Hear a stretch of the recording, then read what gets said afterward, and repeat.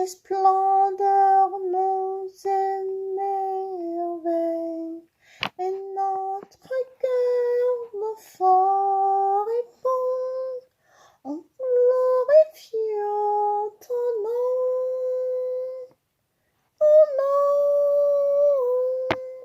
comme tout quatre vents, ton nom nous ressemble à chaque instant, ton nom,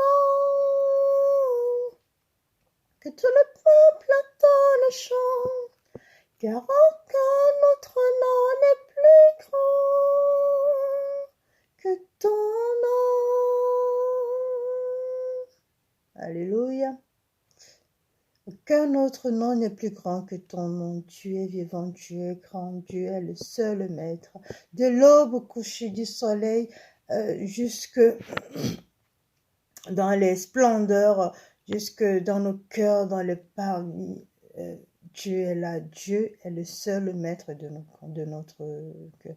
Aucun autre nom n'est plus grand que son nom. Amen. Shalom bien-aimés, shalom à vous, shalom dans vos familles. Nous sommes rassemblés aujourd'hui encore pour notre rendez-vous hebdomadaire où nous partageons la parole, où nous nous édifions, où nous avons l'Esprit Saint parmi nous qui nous édifie, qui nous aide à comprendre les phases cachées de cette parole, de la parole vivante. Donc, sans plus tarder, je vais comme à l'accoutumance remercier tous ceux qui regardent ces vidéos de près, tous les hommes de Dieu qui sont ici présents, je vous salue, je vous remercie infiniment, que l'Éternel vous fasse du bien et qu'il vous guide davantage. Amen.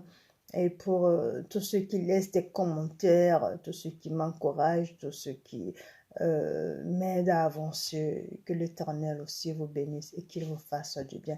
Donc aujourd'hui, nous allons commencer avec la série Femme consolide ton cordon.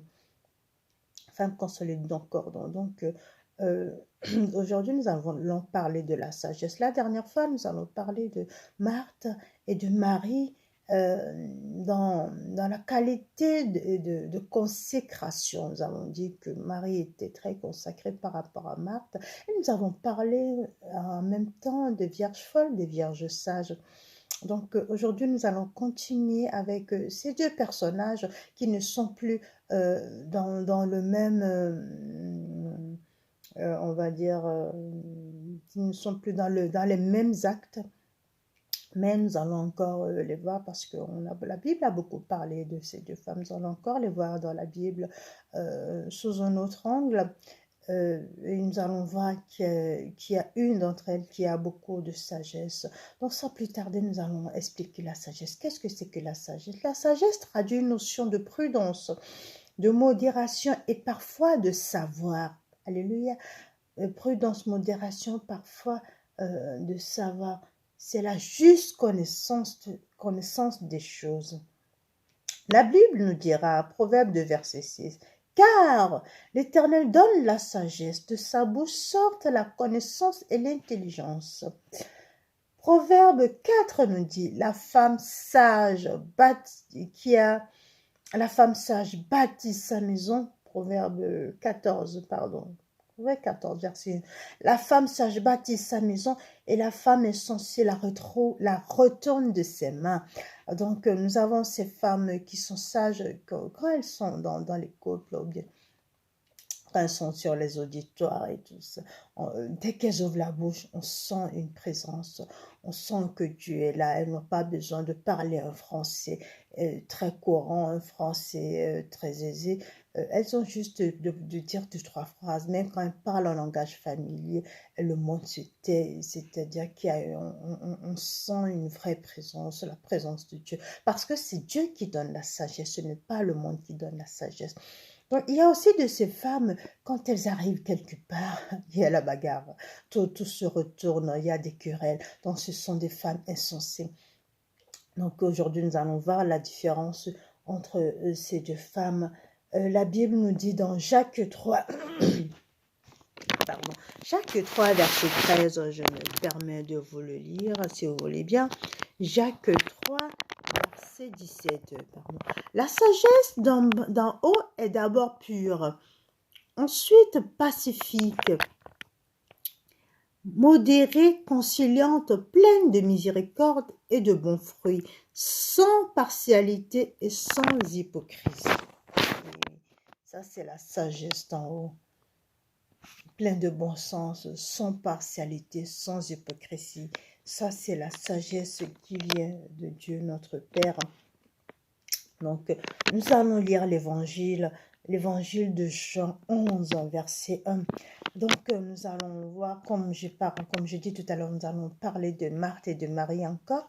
Mais ici, nous allons voir, dans ce chapitre, la dernière fois, c'est Jésus qui est allé les visiter. Mais aujourd'hui, nous allons voir que Marthe et Marie ont perdu leur frère Lazare. Alléluia. Marthe et Marie ont perdu leur frère Lazare et c'est là que Jésus est allé les rencontrer. Amen. C'est là que Jésus est allé les rencontrer. Donc, permettez-moi juste d'ouvrir ma Bible et de pouvoir le lire. Jean 11. Nous sommes à la 13, là nous sommes à Jean 11. Résurrection de Lazare. Donc, il y avait là un malade Lazare de Béthanie, village de Marie et de Marthe, sa sœur. Marie était celle qui oignit le parfum du Seigneur. Marie était celle qui oignit de parfum le Seigneur. Il lui essuya le pied avec les cheveux, et c'était son frère Lazare qui était malade. Les sœurs envoyèrent dire à Jésus, « Seigneur, voici, celui que tu aimes est malade. » Après avoir entendu cela, Jésus dit, « Cette maladie n'est pas pour la mort, mais pour la gloire de Dieu, afin que le Fils de Dieu soit glorifié par elle. » Or, Jésus aimait Marthe et Marie, sa sœur, et Lazare. Quand il lui apprit que celui-ci était malade, il resta encore 2 jours à l'endroit où il était. Puis il dit aux disciples, « Retournons en Judée. » Les disciples lui dirent, « Rabbi, les Juifs ont récemment cherché à te lapider et tu retournes encore dans ce coin. » Jésus répondit, « N'y a-t-il pas 12 heures dans le jour ? Si quelqu'un marche pendant le jour, il ne trébuche pas, parce qu'il a la lumière de Dieu du monde. Mais si quelqu'un marche pendant la nuit, il trébuche, parce que la lumière n'est pas en lui. » Après ces paroles, il leur dit, « Lazare, notre ami, s'est endormi. Puis s'est endormi. Mais je pars pour le réveiller. Lazare, notre ami, s'est endormi, mais je pars pour le réveiller. » Alors Jésus avait parlé de sa mort, mais eux pensèrent qu'il parlait de la résurrection. Alors Jésus leur dit ouvertement, « Lazare est mort. » Donc nous allons sauter jusqu'au verset 20. Donc, je vous exhorte à tout lire posément chez vous. Là, le temps court. Lorsque Marthe apprit que Jésus arrivait, elle alla à sa rencontre, tandis que Marie restait assise à la maison. Marthe dit à Jésus, « Seigneur, si tu avais été ici, mon frère ne serait pas mort. Mais maintenant même, je sais tout ce que tu demanderas à Dieu, Dieu le donnera. » Jésus lui dit, « Ton frère ressuscitera. » « Je sais, lui répondit Marthe, qui ressuscitera à la résurrection au dernier jour. » Mais Jésus lui dit, « Je suis la résurrection et la vie. Celui qui croit en moi vivra quand même il serait mort. Et quiconque croit en moi ne mourra jamais. Crois-tu cela ? » Elle lui dit, « Oui, Seigneur, Je crois que tu es le Christ, le Fils de Dieu, celui qui vient dans le monde. » Après avoir dit cela, elle s'en alla, puis elle appela Marie, sa sœur, et elle lui dit secrètement, « Le Maître est ici. » Dès que Marie eut entendu, elle se leva promptement et se rendit vers lui. Car Jésus n'étant pas encore entré dans le village, mais il était à l'endroit où Marthe l'avait rencontré. Les Juifs qui étaient dans la maison avec Marie et qui la consolaient la virent se lever promptement et dire, et la suivre, pensant qu'elle allait au tombeau. Lorsque Marie fut arrivée, là où était Jésus, et qu'elle le vit, elle tomba à ses pieds et lui dit, « Seigneur, si tu avais été ici, mon frère ne serait pas mort. » Quand Jésus vit qu'elle pleurait, et que les Juifs venus avec elle pleuraient aussi, il frémit en son esprit et fut troublé. Il dit, « Où l'avez-vous mis ?» « Seigneur, lui répondirent-ils, viens et vois. » Jésus pleura. Je m'arrête là. Donc, c'est Jean 11 à partir du verset 1. Vous pouvez commencer à partir du verset 1 jusqu'au verset 42 pour mieux comprendre. Donc,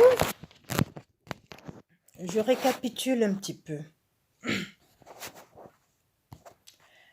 Marthe et Marie. Marie est celle-là qui a versé le parfum de très haut de gamme sur les pieds de Jésus. Et donc Marie, en faisant ce geste, j'en avais parlé d'abord là, déjà dans un autre chapitre, Marie en faisant ce geste coupait son alliance avec le monde, avec son ancienne vie, rompait son alliance et c'était en fait un geste de vraie repentance pour dire à Dieu, je t'appartiens, je fais une alliance avec toi, toi mon époux, toi mon seul et unique époux, je refais une alliance avec toi.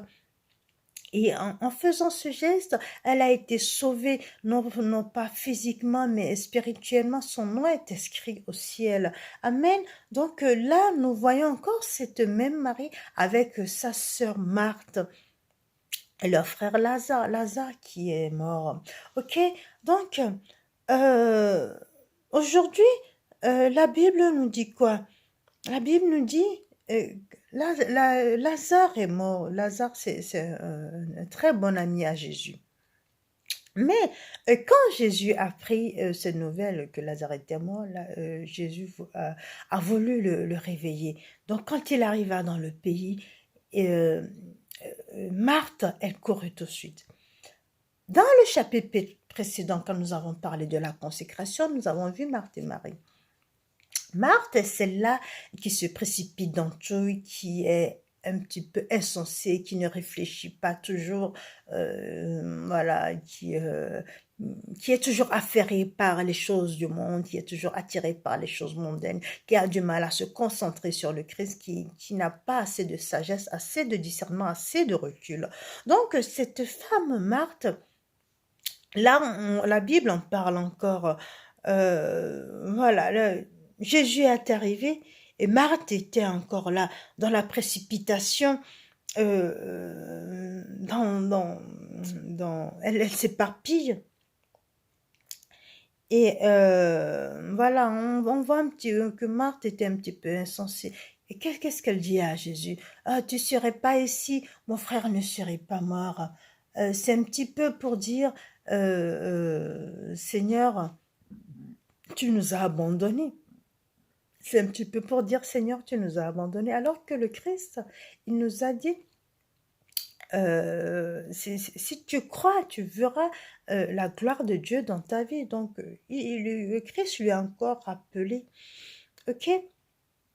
Mais le Christ lui a encore rappelé, si tu crois, tu verras la gloire de Dieu dans ta vie. Donc, tu n'es pas obligé de voir Jésus-Christ en personne, en chair et en os, avant de croire. Donc, elles auraient pu croire que le maître n'est pas là, mais nous sommes convaincus que notre frère est là.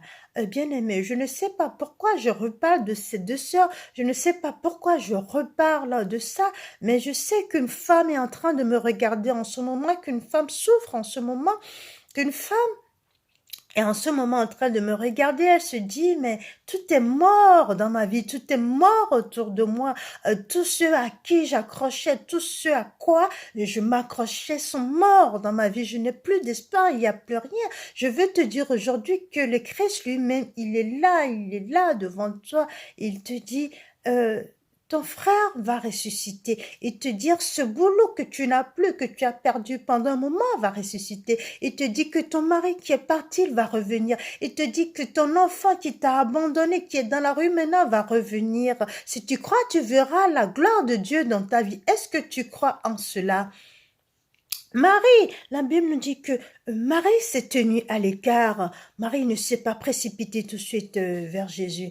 Marie se tenait à l'écart. Marie, elle était plus posée, elle était plus réfléchie.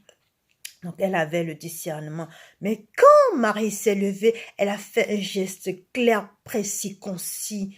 Elle s'est levée, elle a entendu que le maître était là. Elle s'est jetée au pied de la croix. Elle s'est jetée au pied du maître. Elle a encore versé ses larmes. Ce sont ces gestes qu'elle a d'abord versés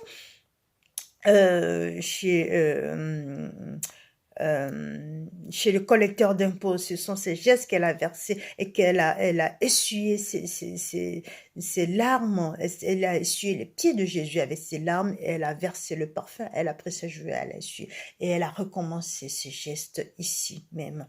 Donc, elle a encore versé ses larmes aux pieds de Jésus. Quand Jésus a vu ses larmes, elle n'était pas indifférente. Quand Marthe est venue, Jésus lui a juste dit, si tu crois, tu verras la gloire de Dieu. Parce que il sentait que Marthe ne croyait pas. Mais quand Marie, qui était à l'écart, s'est approchée, pourquoi elle était à l'écart? Parce qu'elle était censée, elle était réfléchie, elle avait la sagesse en elle, elle avait le discernement en elle. Mais quand elle s'est approchée du maître, qu'elle a commis ce geste de repentance, qu'elle a versé ses larmes devant le Christ, que le Christ a vu ses larmes, il a senti quelque chose au-dedans de lui, il a aussi versé ses larmes, il a juste dit un mot, où est-ce que vous l'avez mis? Alléluia. Aujourd'hui même, je ne sais pas quel problème tu as, je ne sais pas de quoi tu souffres, mais le Seigneur m'exhorte encore à parler de ça.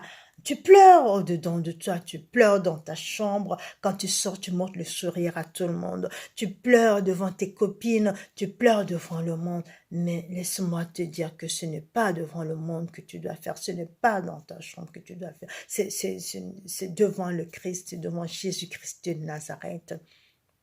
C'est devant Jésus-Christ de Nazareth. Juste pour te dire, quand toi tu viens pleurer devant le Christ, il pleure aussi. Il sent que tu as vraiment besoin d'elle. Il sent, il est pris de compassion. Il te rejoint dans ta souffrance et c'est là qu'il te relève. Bien-aimé, quand quand rien ne va dans ta vie, quand tout est mort, comme ce frère Lazare qu'ils aiment tellement est mort. Quand tout est mort dans ta vie, tout est stagnant, il n'y a rien qui bouge.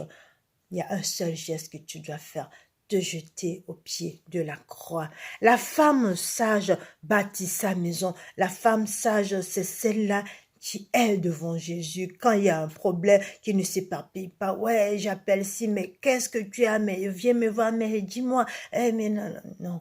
C'est celle-là qui se recueille dans l'intimité, qui appelle Jésus, qui se jette au pied de la croix avec des larmes, pas des larmes de crocodile, mais de vraies larmes chaudes devant la croix, devant Jésus pour lui dire, Père, je remets ces problèmes entre tes mains, fais quelque chose. Et Jésus lui dit, montre-moi. Et c'est là que Jésus te rejoint dans ta souffrance. C'est là qu'il vient te bénir dans ta souffrance. C'est là qu'il vient te relever dans ta souffrance. Et c'est là qu'il t'amène la résurrection. Je ne sais pas de quoi tu souffres en ce moment, mais aujourd'hui même, en ce instant où tu écoutes cette voix, ce n'est pas Sœur Anne qui te parle, c'est la voix de Jésus-Christ de Nazareth qui te dit, ton frère ressuscitera, qui te dit, ce métier ressuscitera, qui te dit, ton mari reviendra, qui te dit, ton fils reviendra à la maison, qui te dit, tu ressusciteras toi-même. Alléluia, tu verras un jour nouveau, tu verras tout nouveau, tu verras de beaux jours devant toi, donc sèche tes larmes. Alors, la femme, la femme sage, c'est ça, la femme sage, c'est celle-là qui sait quoi dire au bon moment, qui connaît les bons gestes à poser au bon moment. Et elle ne fait rien aller 1 minute de retard ou 1 seconde de retard, non. Tout est précis, clair, concis, au bon moment, au bon endroit. Elle est au bon moment, au bon endroit. Alors, bien-aimés, je vous exhorte, vous les femmes qui me regardez en ce moment, je vous exhorte à vous accrocher au Père. Parce que j'avais dit beaucoup plus tard que les vierges, nous avons parlé des vierges folles, mais la Bible nous parle de 10. J'avais déjà expliqué, mais je le réexplique encore. En réalité, il n'y a pas 10 vierges. Je me répète, en réalité, il n'y a pas 10 vierges, nous avons 5 vierges, sauf que chacun de nous a ses deux côtés, le côté sage, le côté folle, ce qui fait qu'elles sont devenues 10. Donc toi qui me regardes en ce moment, qui est encore ce côté folle, qui est insensé, dès qu'il t'arrive quelque chose, tu cours de partout, tu racontes, tout, venez m'aider, j'ai au secours, j'en peux plus. Sache que ce n'est pas la bonne attitude à adopter. Et si tu n'as pas la sagesse, si tu n'as pas le discernement, demande cette sagesse à l'Esprit Saint. C'est l'Esprit Saint qui te le donne. C'est l'Esprit Saint qui te convainc de cette sagesse. C'est l'Esprit Saint qui te convainc de comment tu dois parler, comment tu dois agir dans les moments difficiles. Alléluia. Ferme les yeux un court instant, nous allons prier. Tu vas répéter des choses, tu vas répéter cette prière après moi et tu verras la gloire de Dieu dans ta vie. Alléluia. Je sais que tu es là, Esprit Saint. Je sais que tu es là. Je sais que tu es là, Esprit Saint. Je sais que tu es là. Mon âme te bénit. Mon âme te bénit. Mon âme te bénit. Car je sais que tu es là. Mon âme te bénit. Mon âme te bénit. Mon âme te bénit, car je sais que tu es là. Tu poses la main droite sur la tête et tu répètes après moi. Père éternel, Dieu de gloire, Dieu de miséricorde, je te remercie infiniment pour cette série « Femme, consolide ton cordon ». Merci Père pour autant de grâce. Merci Père pour autant de compassion. Merci Père pour autant d'amour envers moi, pauvre créature. Père éternel, en ce moment même, je me répands devant toi parce que j'ai commis des choses qui n'ont pas honoré, qui n'ont pas glorifié ton nom. Oui, Père, je reconnais en ce moment même, selon la parole de ta servante, que j'ai été par moments insensé et que j'ai commis des choses qui ont éloigné le bonheur de moi, qui ont éloigné ta main de ma vie, qui ont éloigné toutes les bénédictions que tu as prévues pour moi. Je m'en repens, Père. Je te demande du fond du cœur pardon. Père, en ce moment même, je viens à toi. Je te demande de renouveler ta force en moi, de renouveler ta puissance en moi, renouveler ton Esprit Saint en moi, Oh oui, Père, je te demande l'esprit de sagesse, l'esprit de discernement, car sans cet esprit, nous n'arrivons à rien faire. Nous, en tant que femmes, n'arrivons à rien faire. Et moi, je te le demande principalement pour moi, pour pouvoir me conduire, pour pouvoir me guider dans ma vie quotidienne, dans mon foyer, dans mon travail, partout où je vais. Oh oui, Père, je ne suis qu'un enfant. Façonne-moi, modèle-moi, travaille-moi. Je veux mettre mes pas dans tes pas. Je veux mettre ma main dans ta main. Comme un petit enfant donne la main à son père, je veux mettre ma main dans ta main afin que nous marchions ensemble. Oh, merci Père pour autant de grâce envers moi. Et merci pour toutes les grâces que tu es en train de déverser et sur moi et sur ma famille. Oui, nous verrons tes gloires. Oui, nous verrons tes bontés dans nos vies. Dans cet instant précis, je te dis merci, merci, merci. Amen. Amen. Une fois que tu as fait cette prière, sois tranquille, car le Seigneur a agréé la prière du juste. Demeure béni, bien-aimé, et n'oublie pas, tu as un Dieu qui t'aime. Amen.